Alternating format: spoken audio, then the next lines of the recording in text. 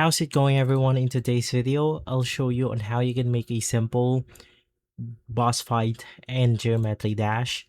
Now, basically the inspiration that I'm getting this boss fight from is going to be from Deadlocked.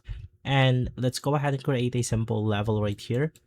And basically, in order to do this, the first thing that you want to implement is going to be your monster. So in my case, you could be using something like this flying monster right here. And then of course, let's increase the scale just to make things a little bit more interesting.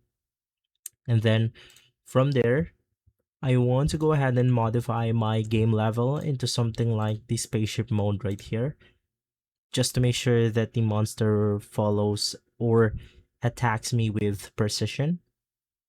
And then we are going to add a move trigger that allows us to simply follow the monster with our character. So click edit object. In here, you want to lock it with player Y. And then you could also go ahead and do something like add an infinite amount of move time if you want to. And then the target group ID is going to be number 1 in my case. Now that's going to be it. Let's click on OK. The only thing left to do now is to group our monster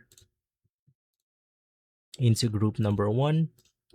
And then if we play out the level, it should go ahead and look something like this, where the monster will go ahead and follow us on our level.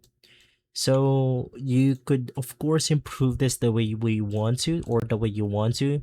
You could add a lot of stuff, something like spikes, maybe laser, firebolts, and all sorts of that stuff. So you could do something like add fireballs to this specific area. So in that way, it would seem like the monster would spit it as we go through different parts of our level. So let's go ahead and add another one, but this time let's go ahead and increase the scale, and then let's also go ahead and rotate it.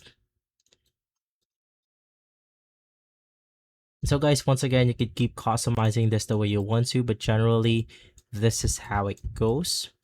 It's a long tutorial creating specific boss fights for geometry dash, adding something like health, damages, attacking, a lot of triggers, and many more.